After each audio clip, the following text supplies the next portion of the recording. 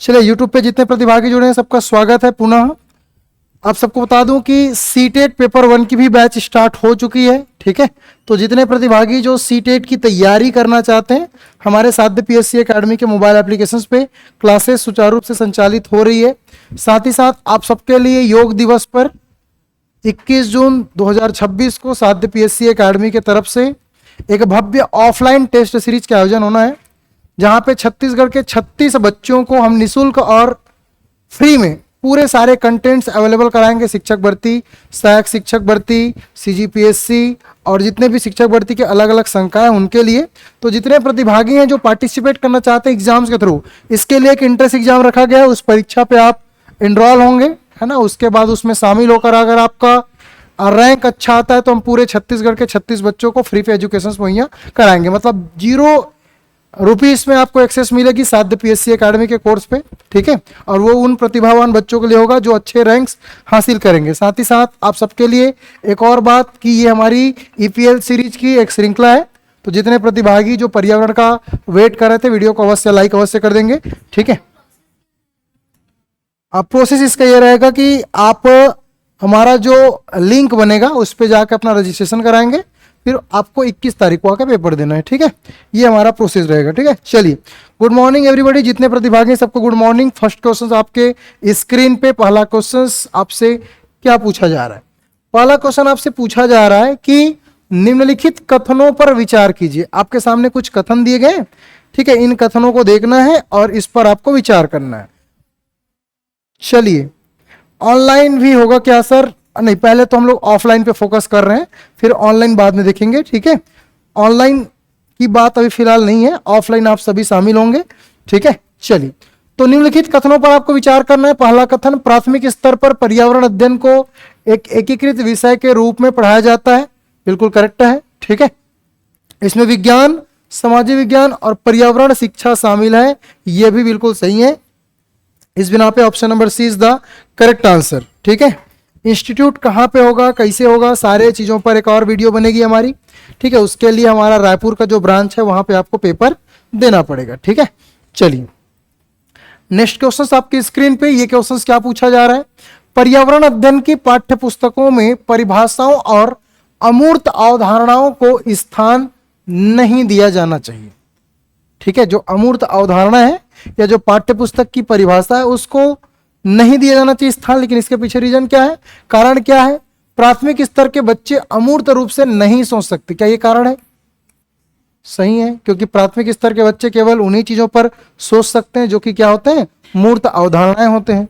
दूसरा, यह बच्चों में रटने की प्रवृत्ति को क्या करते हैं, बढ़ावा देते हैं। क्या सही बात है? ये भी एक कारण है। मतलब दोनों ही से correct answer option number A and दो कि दोनों ही रीजन है। क्योंकि अगर हम परिभाषा को डाल देंगे तो परिभाषा को भी डालेंगे ना, तो कहीं ना कहीं बच्चा क्या करेगा, उसको रटेगा। ठीक है, तो रटना किसी भी तरीके से सही नहीं है। इस बिना पे option number B is the correct answer. चलिए नेक्स्ट क्वेश्चन आपकी स्क्रीन पे। आपको क्वेश्चन नंबर 3 पूछा जा रहा है, कूट का मिलान कीजिए। एनसीएफ 2005 की ईवीएस थीम कुछ हमारी तरीका से इसको कुछ दिया गया है और दूसरे साइड क्या दिया गया है, इसके थीम दिए गए, आपको मैच करना है। जैसे कि एक साइड परिवार और मित्र दिया है, भोजन, कार्य और खेल, रिश्ते, जानवर और पौधे दिए हैं। आपको मैच करना है कि किस किस थीम के अंतर्गत आते हैं। क्या परिवार और मित्र रिश्ते के अंतर्गत आते हैं? यस। भोजन किसके अंतर्गत आते हैं? और कार्य और खेल किसके अंतर्गत आते हैं? चलिए सारे बच्चों का आंसर आ चुका है भाई, जितने प्रतिभागी जुड़े हैं। चलिए चित्रेखा पटेल, रमा, किरण, ठीक, हाँ ठीक, धीरे धीरे है ना। चलिए सारे बच्चों का आंसर आ चुका है। ठीक सर, 3 क्वेश्चंस भी रिपीट है। हाँ, थोड़ा सा प्रीवियस ईयर के जो हम लोग को कुछ क्वेश्चंस थे वो स्टार्टिंग में रह गए हैं, उसको मैं इसलिए थोड़ा फास्ट मोड पे चल रहा हूँ। ठीक है, फिर आपको कुछ नए क्वेश्चंस देखने को मिलेगा। Yes, option number A is the correct answer, क्योंकि जो परिवार और थीम है इसके अंतर्गत ही तीनों चीजें आती है, चाहे रिश्ते हो, चाहे जानवर हो, चाहे पौधे हो। ठीक है, चलिए अगला प्रश्न आपकी स्क्रीन पे है। प्राथमिक स्तर पर पर्यावरण अध्ययन में क्षेत्र जो हमारा भ्रमण विधि है वो सबसे प्रभावी है। यह बच्चों को प्रत्यक्ष अनुभव प्रदान करता है। सही बात है क्या? यस, क्योंकि हमने देखा था कि जो भ्रमण विधि होता है, जहां बच्चे खुद फील्ड ट्रिप में जाते हैं और फील्ड ट्रिप के माध्यम से बच्चे सीखने का प्रयास करते हैं। क्यों? क्योंकि एक प्रत्यक्ष अनुभव क्या करता है, प्रदान करता है। तो दोनों सही है और रीजन एसेरेशन की सही व्याख्या कर रही है। अगला क्वेश्चन आपकी स्क्रीन पे है, निम्नलिखित में से कौन सा कथन ईवीएस में सतत और व्यापक मूल्यांकन के बारे में सही है? कौन सा सतत एवं व्यापक मूल्यांकन के बारे में सही है आपको बताना है। या केवल शैक्षिक सत्र के अंत में होना चाहिए, ऐसा है क्या? नहीं।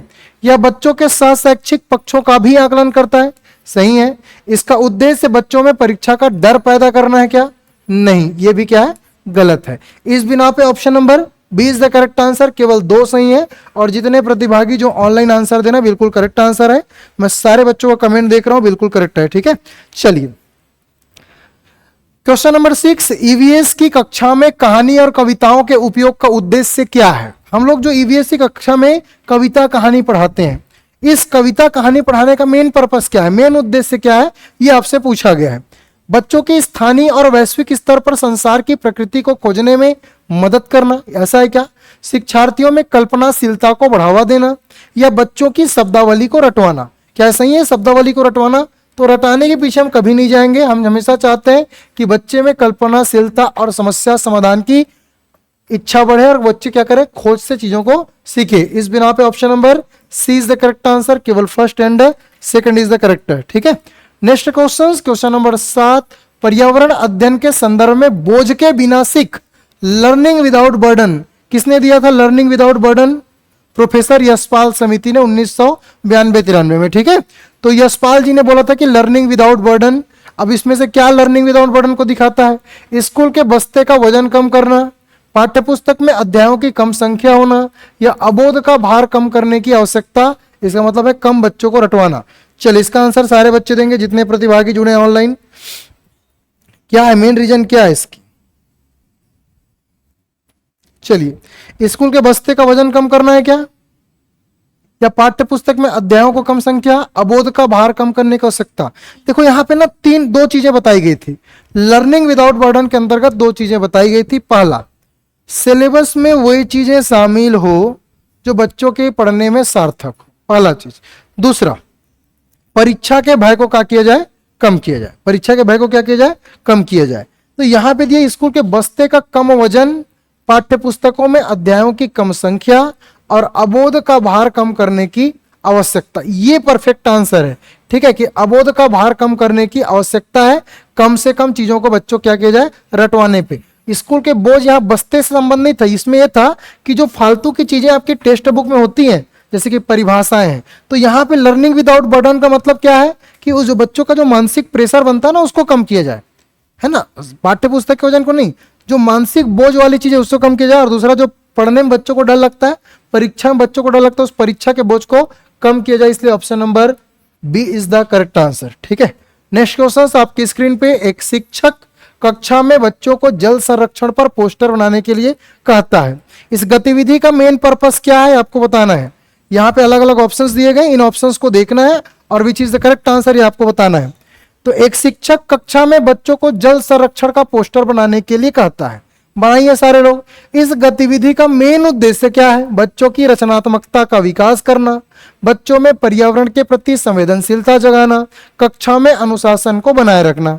तो चलिए बताइए सारे बच्चे, कमेंट देख रहा हूं मैं, जितने प्रतिभागी जुड़े हुए हैं सारे बच्चे कमेंट करके आंसर देंगे, ठीक। चलिए बहुत बढ़िया, सारे बच्चों का आंसर आ चुका है। कुछ बच्चे ए बोल रहे हैं, भाई ए वाले गलत हैं, ठीक है। अनुशासन बनाए रखने के लिए नहीं, ऐसा कोई रीजन नहीं है ना, कि ये कोई बहाना नहीं है कि टीचर कक्षा में अनुशासन बनाए रखने के लिए बच्चों को कुछ काम दे देगा। ये सही है क्या?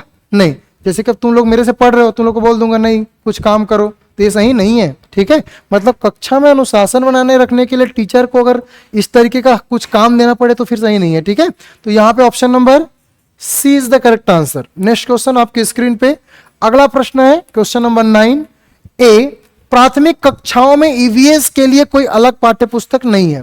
क्या सही बात है? क्या सही बात है कि क्लास 1 और क्लास 2 में ईवीएस की कोई अलग पाठ्य पुस्तक नहीं है, ये बिल्कुल सही कथन है। कक्षा 1 और 2 में पर्यावरण को भाषा और गणित के माध्यम से पढ़ाया जाता है, ये भी क्या है? सही है कि हम क्लास 1 और क्लास 2 में जो पर्यावरण सब्जेक्ट पढ़ते हैं, इसको भाषा और गणित के माध्यम से क्या करते हैं? पढ़ाते हैं। इसलिए क्लास 1 और 2 में ईवीएस की पुस्तक नहीं है, और ये रीजन एसेरेशन की सही व्याख्या कर रही है, इसलिए option number A is the correct answer. अगला प्रश्न क्वेश्चन नंबर 10, निम्नलिखित में से कौन सा पर्यावरण अध्ययन में आकलन का सूचक हो सकता है? इनमें से कौन सा आकलन का सूचक हो सकता है? ऑब्जर्वेशन और रिपोर्टिंग, अभिव्यक्ति और न्याय के प्रति सरोकार, और केवल याद रखना। चलिए बताइए, जितने प्रतिभागी जुड़े हैं सारे बच्चे कमेंट करके आंसर देंगे। चलिए, पूनम पटेल, ललिता जायसवाल, अनिल पटेल, सारे बच्चों का आंसर आ चुका है। ठीक, बहुत बढ़िया। चलिए, बहुत बढ़िया, ठीक, वेरी गुड, सबका आंसर सही है। Option number C is the correct answer. कि तीसरा वाला गलत है, क्योंकि यहां भी किसकी बात हो रही है? रटाने की, याद करने की बात हो रही है। ठीक है, तो ये नहीं हो सकता, केवल याद रखना मेन पर्पस नहीं है। ठीक है, चलिए चलिए अगला प्रश्न आपकी स्क्रीन पे। ईवीएस में पोर्टफोलियो के संबंध में कौन सा कथन सत्य है? हम जो ईवीएस में पोर्टफोलियो पढ़ते हैं, हम सीडीपी में भी पढ़ते हैं पोर्टफोलियो, कि बच्चों का जो संग्रहित डाटा होता है, रिकॉर्ड होता है, उसी को हम लोग क्या बोलते हैं? पोर्टफोलियो बोलते हैं। तो पोर्टफोलियो के बारे में कौन सा कथन सही है? यह बच्चों के काम को समय के साथ क्रमिक रिकॉर्ड है, इसमें केवल बच्चे के सबसे खराब प्रदर्शन को रखा जाता है, या यह शिक्षक को बच्चे के विकास को समझने में मदद करता है? चलिए, जितने प्रतिभागी जुड़े हैं सारे बच्चे कमेंट करके आंसर देंगे which is the correct answer. ठीक, चलिए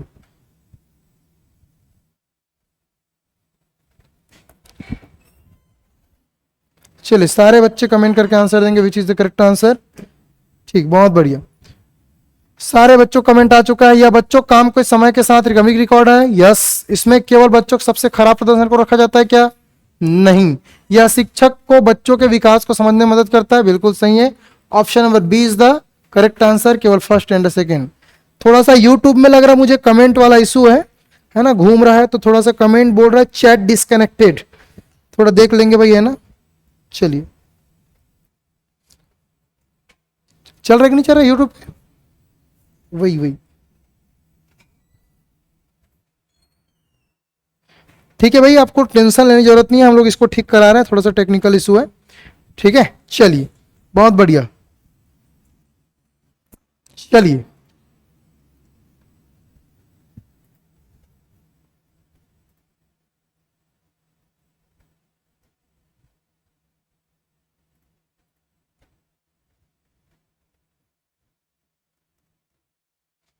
चलिए सारे बच्चे थोड़ा सा धैर्य रखेंगे, 1 मिनट, ठीक है, आपकी टेक्निकल इशू ठीक कर ली जाएगी।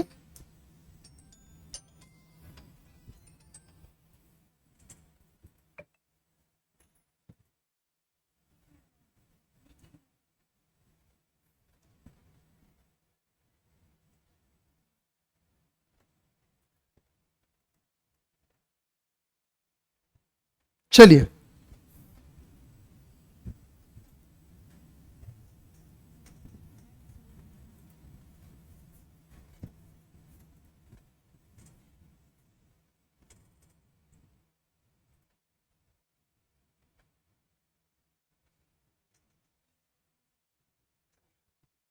कैसे करें? यूट्यूब पे चेक करो तो जी, चल रहा है कि नहीं चल रहा है, क्योंकि इधर तो 0 दिखा रहा है।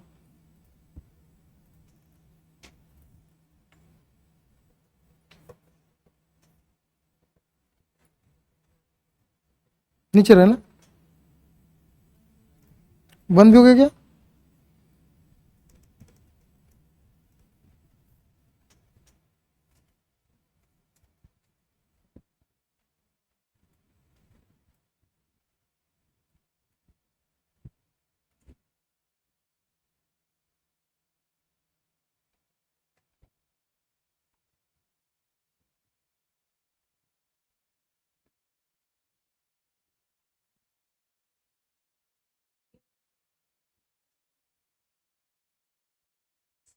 अलग से रिकॉर्ड कर दो,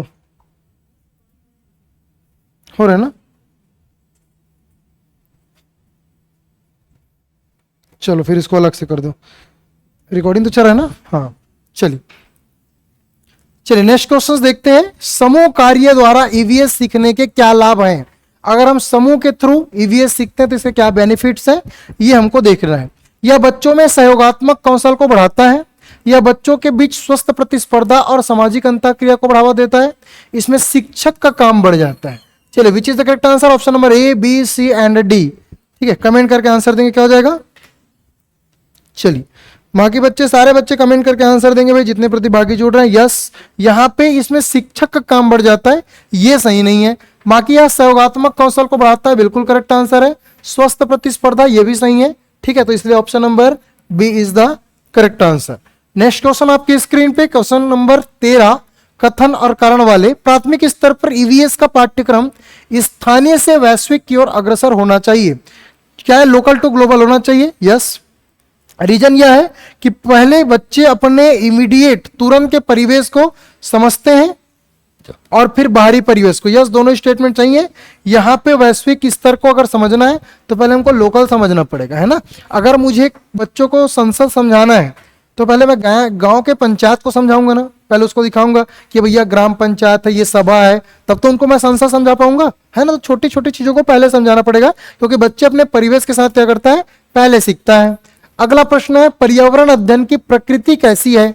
मतलब हमको प्रकृति जानना है कि नेचर क्या है हमारे पर्यावरण अध्ययन का। यह केवल एक अनुशासनात्मक विषय है क्या? नहीं, यह एकीकृत और अंतः विषय है। यस, ऑप्शन नंबर 2, मतलब केवल 2 सही है। Option number B is the correct answer, ठीक है। चलिए अगला प्रश्न ये है, बच्चों को पर्यावरण अध्ययन सीखने में सबसे प्रभावशाली संसाधन कौन से हो सकते हैं। अगर हमको बच्चों को पर्यावरण अध्ययन पढ़ाना है तो ये सिखाने के लिए कौन सा बेस्ट टूल्स हो सकता है, कौन सा बेस्ट रिसोर्स हो सकते हैं। समुदाय के सदस्य जैसे किसान और माली के साथ, समाचार पत्र और पत्रिकाएं, केवल कक्षा की चार दीवारी। Which is the correct answer? Option number A, option number B, option number C और ऑप्शन नंबर डी। कौन सही है? ठीक, चलिए बहुत बढ़िया। चलिए सारे बच्चे कमेंट करके आंसर देंगे। Yes, option number first and second सही है, केवल ये गलत हो जाएगा, इसलिए option number B is the correct answer, ठीक है। चलिए अगला प्रश्न ये है आपका, निम्नलिखित में से कौन सा शिक्षण सूत्र, जो शिक्षण सूत्र है, टीचिंग फार्मूला है, ईवीएस पढ़ाने के लिए सबसे उपयुक्त है। सबसे उपयुक्त आपको चुनना है। अमूर्त से मूर्त की ओर, ज्ञात से अज्ञात की ओर, सरल से कठिन की ओर, कौन सा परफेक्ट है, ये आप लोग बताइए। चलिए सारे बच्चे कमेंट करके आंसर देंगे कौन सा सही है, कौन सा सही है भाई, इधर सारे बच्चे। ठीक, चलिए यहां पे देखते हैं कौन सा सही है। सारे बच्चों का आंसर आ चुका है। क्या क्या बोल रहे हो? क्वेश्चन अगर बदलूं? हाँ ठीक। चलिए तो यहां पे हम लोग क्या देख रहे हैं, यहां पे हम लोग देख रहे हैं अमूर्त से मूर्त की ओर, ज्ञात से अज्ञात की ओर, सरल से कठिन की ओर। यहां पे अमूर्त नहीं होगा, ये क्या होगा, मूर्त से अमूर्त, क्योंकि जो चीजें दिखाई देती है उससे हम लोग जो नहीं दिखाई देती उसको समझा सकते हैं। इसलिए option number B is the correct answer, ठीक है। क्या है, बच्चों को पर्यावरण अध्ययन सिखाने में सबसे प्रभावशाली संसाधन कौन से हो सकते हैं? समुदाय के सदस्यों के द्वारा, ठीक है भाई, ठीक है। समाचार पत्र और पत्रिकाओं के द्वारा, ठीक है। क्या दिक्कत?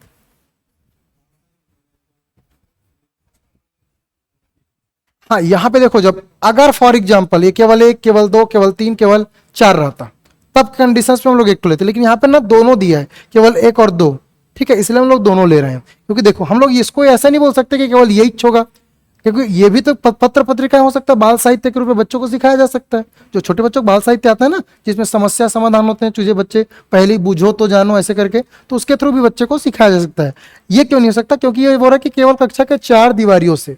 जैसे आप बोल रहे हो, मैं समझ गया कि अगर सबसे प्रभावशाली बोला गया तो इनमें से कौन सा बेस्ट है उसको चुने करके, लेकिन यहाँ ऐसा नहीं है, क्योंकि यहाँ पे केवल 1 और 2 दोनों दिए हैं इस कंडीशन में। हाँ, केवल 1, केवल 2, केवल 3 ऐसा रहता, तब की कंडीशन में हमको 1 चुनना रहता, ठीक है। चलिए अगला प्रश्न आपकी स्क्रीन पे। अगले प्रश्न में आपको क्या पूछा जा रहा है, क्वेश्चन नंबर 17, अभिकथन और कारण। कक्षा में बच्चों के अनुभवों को शामिल करना ईवीएस शिक्षण में महत्वपूर्ण है, सही है। इसमें बच्चों के ज्ञान को उनके वास्तविक जीवन से जोड़ने में मदद मिलती है, क्या सही है दोनों स्टेटमेंट? देखो भाई, तो बिल्कुल सही है। कक्षा में बच्चों के अनुभवों को शामिल करना ईवीएस शिक्षण में महत्वपूर्ण है। क्यों? क्योंकि जब इनके अनुभव वास्तविक जीवन से चीजें कनेक्ट होती है तो बच्चा जल्दी चीजों क्या कर पाता है, एडॉप्ट कर पाता है। रीजन एसेरेशंस की सही व्याख्या कर, इसलिए option number A is the correct answer.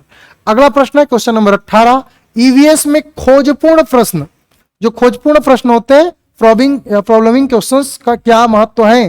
ये बच्चों की तार्किक सोच को बढ़ाते हैं, ये बच्चों को सीधे तौर पर या सीधे उत्तर रटने से रोकता है।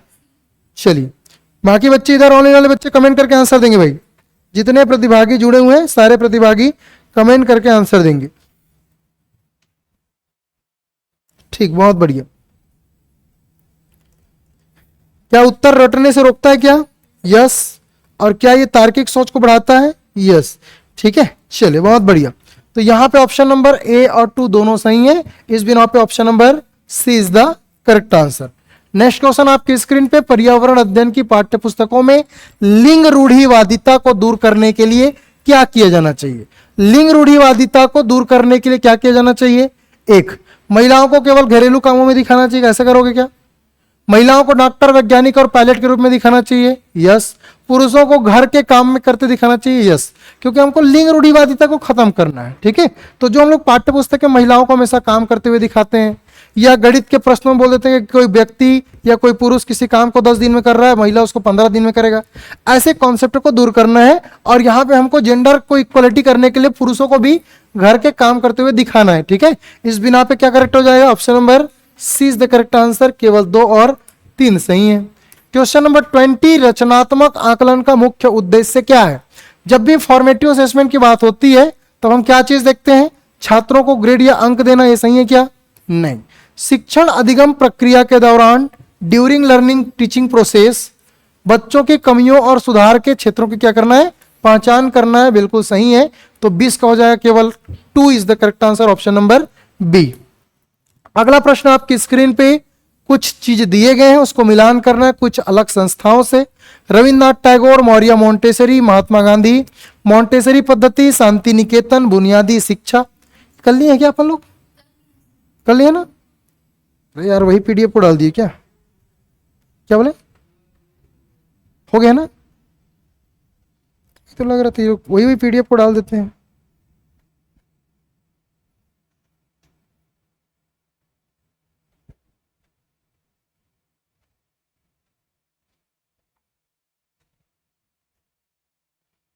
चलिए एक सेकंड ना।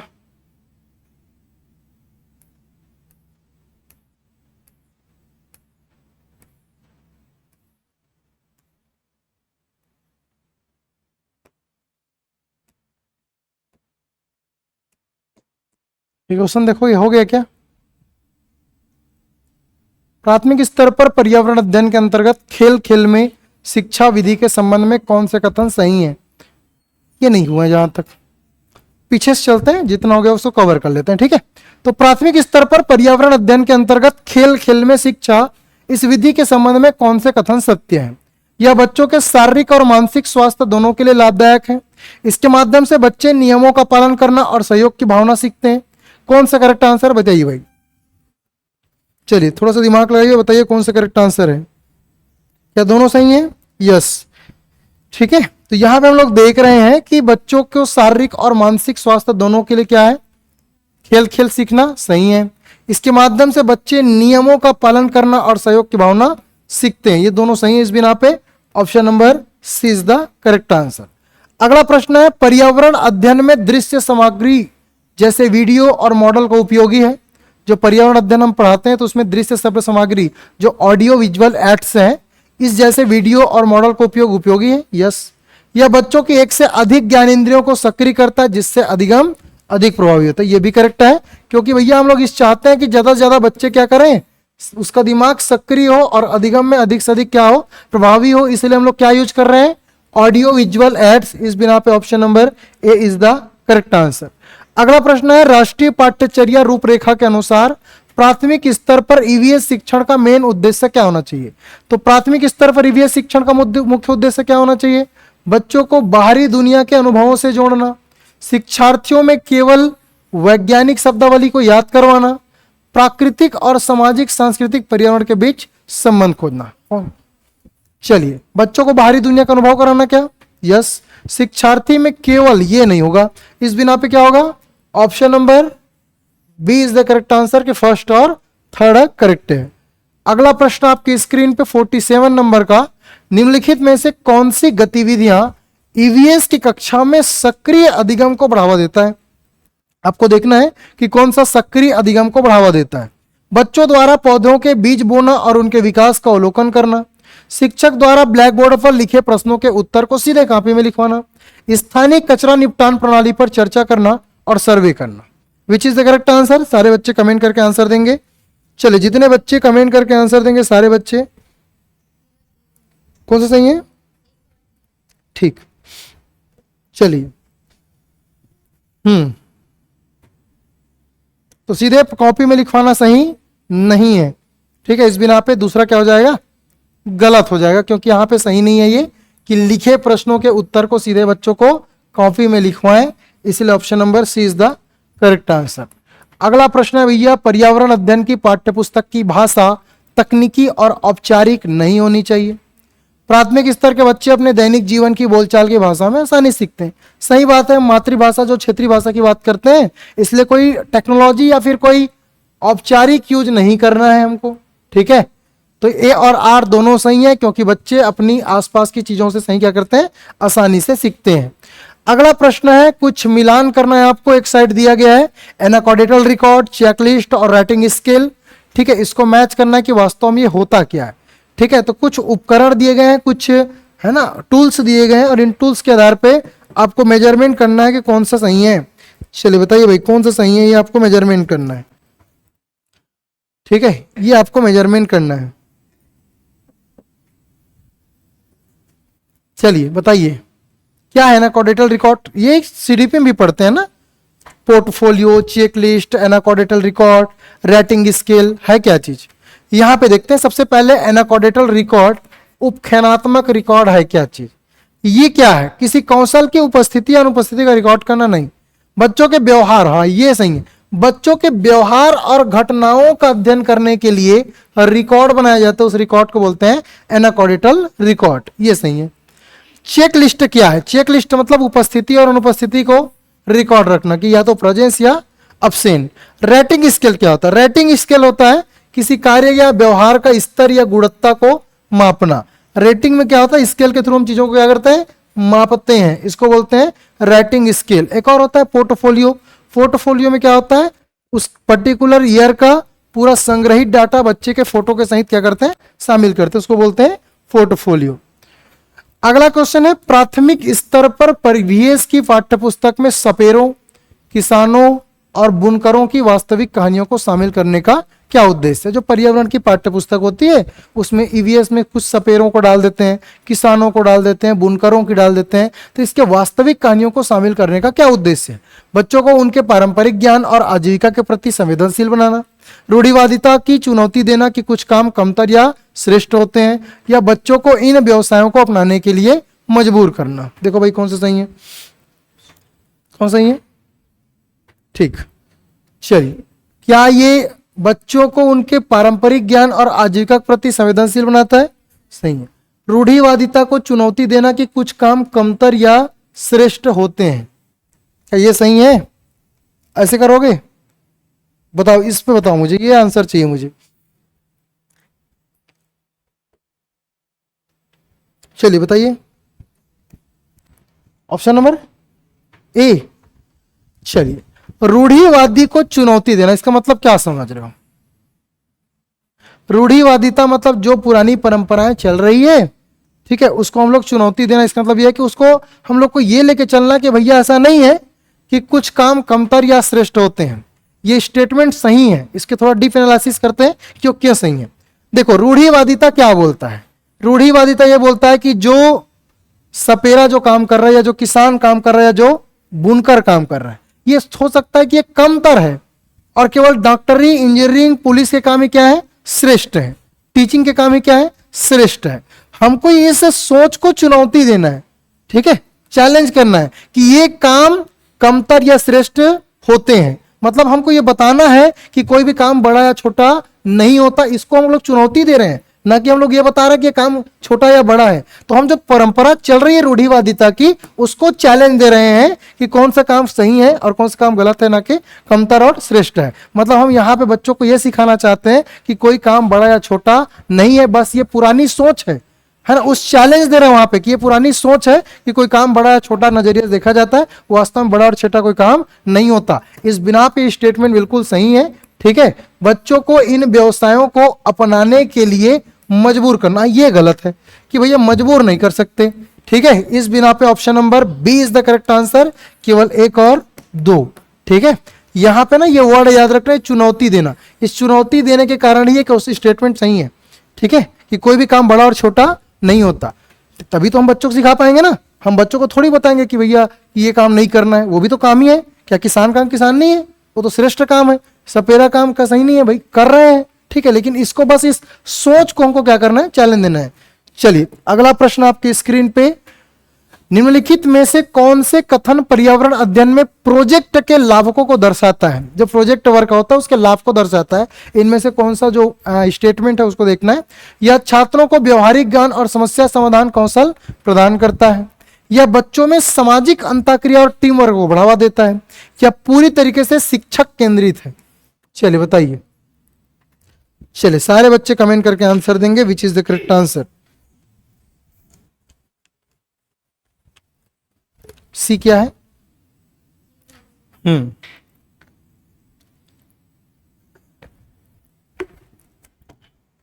बिल्कुल सही है। यह शिक्षक केंद्रित नहीं है, क्या है? बाल केंद्रित है, इसलिए option number C is the correct answer. अगले प्रश्न की ओर चलते हैं। अगला प्रश्न आपकी स्क्रीन पे 42 नंबर का क्वेश्चन, अभिकथन और कारण दिए गए हैं। ईवीएस की कक्षा में बच्चों को विविधता उत्सव जैसे विभिन्न राज्यों के त्योहार और भोजन मनाने के अवसर मिलने चाहिए। क्या सही है? सही है। ठीक है, इसमें बच्चों में सांस्कृतिक अंतरों के प्रति सम्मान और संवेदनशीलता का विकास होता है। क्या स्टेटमेंट सही है? यह भी सही है। हम बच्चों को क्या करते हैं, विविधता उत्सव मनाते हैं जहां पे अलग अलग राज्यों के त्योहार भोजन, जैसे कि 15 अगस्त 26 जनवरी देखना, बच्चे एक ही गाना में अलग अलग जो राज्यों के कल्चर उस पर डांस करते हैं। ठीक है, उनके वेशभूषा को लेके बताते हैं। इसी तरीके से हम विविधता उत्सव मनाते हैं ताकि सांस्कृतिक अंतरों के प्रति क्या हो सके, सम्मान हो सके। प्राथमिक स्तर पर पर्यावरण अध्ययन में मानचित्रण जो मैपिंग सिखाने से बच्चों में किस कौशल का विकास होता है? जो हम लोग ईवीएस में मैपिंग करते हैं या मानचित्र पढ़ाते हैं, इसके पीछे क्या रीजंस हैं ये आपको देखना है, कौन से कौशल का विकास होता है। स्थानों की सापेक्ष स्थिति और दिशा की समझ होती है, बिल्कुल सही है। पैमाने के अनुसार चित्र बनाने का कौशल विकसित होता है। केवल साफ और सुंदर ड्राइंग बनाने की क्षमता होता है। चलिए ठीक, बहुत बढ़िया। बाकी बच्चे चलिए आज के लिए इतना ही करते हैं।